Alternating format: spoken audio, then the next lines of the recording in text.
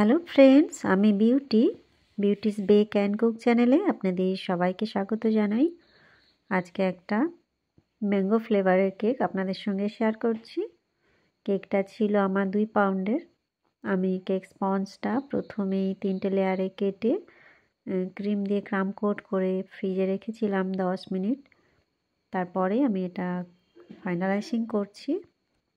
প্রথমে সাদা ক্রিম দিয়ে আইসিংটা করে নেব, তারপরে আমি এর সঙ্গে একটু পিঙ্কের ছোঁয়া দেবো, মানে পিঙ্ক অ্যান্ড হোয়াইট এই দুটো কম্বিনেশনে কেকটা করব। এইভাবে ক্রিম দিতে সত্যি একটু টাইম লাগে আর কি। পাইপিং ব্যাগ দিয়ে করলে আর অতটা টাইম লাগে না, খুব তাড়াতাড়ি হয়ে যায়।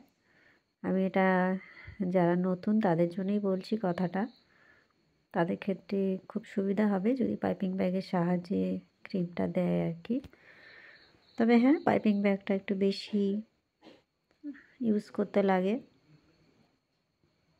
সেই জন্য আস্তে আস্তে ওইভাবে করতে করতে প্র্যাকটিস হয়ে গেলে তারপরে এইভাবে ডাইরেক্ট ক্রিম দিয়ে করলে আমার মতে সেটা বেশি ভালো হবে আর কি। যাই হোক, আমি একটা স্ক্র্যাপার দিয়ে সাইডটা সমান করে নিয়েছি আর উপরে ফিনিশিংটা দিয়ে নিয়েছি। পরে আমি কেকটা রাউন্ড শেপের একটা বেসে নিয়েছি।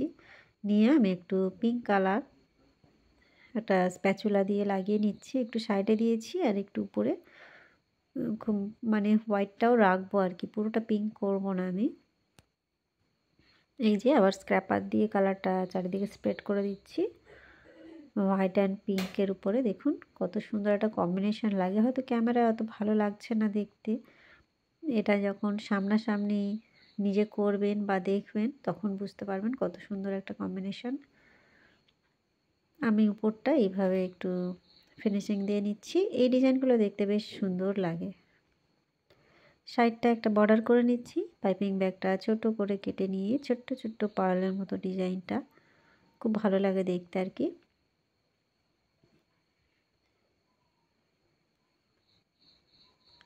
বোর্ডটা আমার পরে মনে হলো খুব ছোট হয়ে গেছে, মানে ডিজাইনটা কমপ্লিট করার পরে আমার মনে হয়েছে আর কি।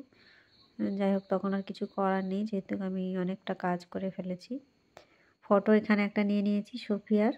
আমি ফটোর ব্যাক সাইডে একটু সেলোটেপ দিয়ে দিয়েছি, কেননা আমি এটা রাত্রেবেলা কাজ করছি আর সকালবেলা এটা কাস্টমার নিতে আসবেন।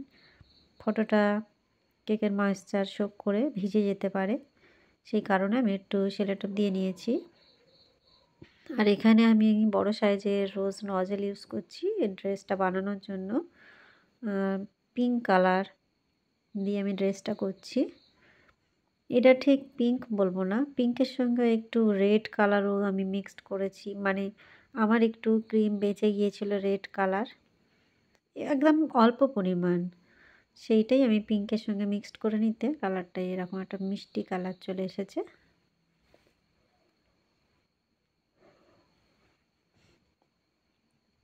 আস্তে আস্তে আমি কাঁপিয়ে কাঁপিয়ে ড্রেসটা বানাচ্ছি, একদম প্লেন করছি না, একটু করে কাঁপাচ্ছি, হয়তো একটু ভালো করে দেখলে বুঝতে পারবেন।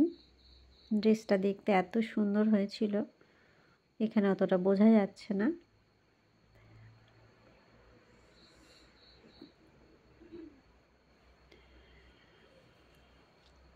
এই যে ড্রেসটা করে নিয়েছি, এবার সাইডে কয়েকটা ফুল বানাবো, একই নজেল দিয়ে আমি করছি। রোজ নজেল দিয়ে অনেক রকম ডিজাইনই করা যায়, একটু জানলে সেগুলো অ্যাপ্লাই করে দেখবেন কত ধরনের ডিজাইন হয়। এই যে বেশি ফুল করব না, আমি একটা সাইডে করব জাস্ট।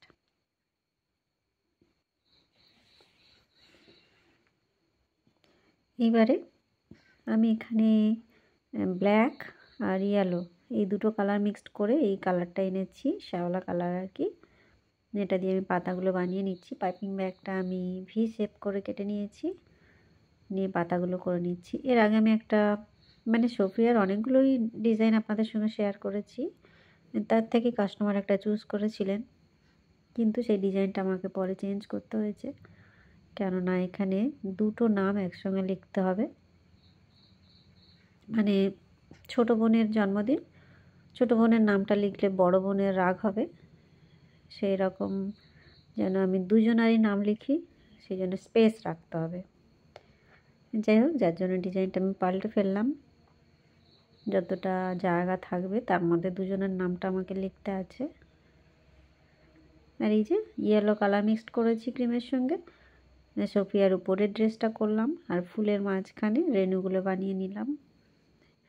এবার সাইডে একটু ডিজাইন করে দিচ্ছি। ডিজাইনটা দেখুন, এটা কি বলে আমি বলতে পারবো না, সত্যি কথা, জাস্ট একটা ডিজাইনই বলবো।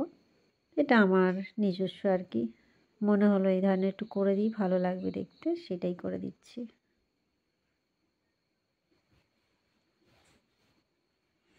এইবার নামটা লিখছি।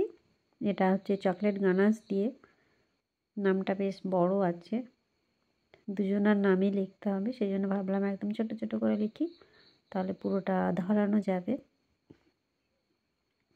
প্রথমে ভেবেছিলাম রাইট সাইডটা ফাঁকা আছে, ওই জায়গাটায় লিখবো দুটো নাম, কিন্তু পরে মনে হলো ওই রকমভাবে লিখলে অতটা ভালো দেখতে লাগবে না, যদি আমি এরকম রাউন্ড শেপ করে লিখি তাহলে বেশি ভালো লাগবে। এবার আপনারা দেখে আমাকে অবশ্যই কমেন্টে জানাবেন এটা ভালো লাগছে কি না।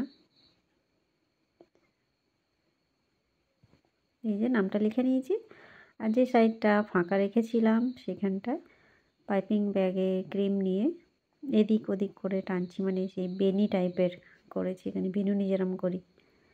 আর কয়েকটা বাটারফ্লাই, মানে এগুলো সব আমি প্রিন্ট আউট করে রেখেছিলাম, সেইগুলো একে একে এখানে বসিয়ে দিচ্ছি।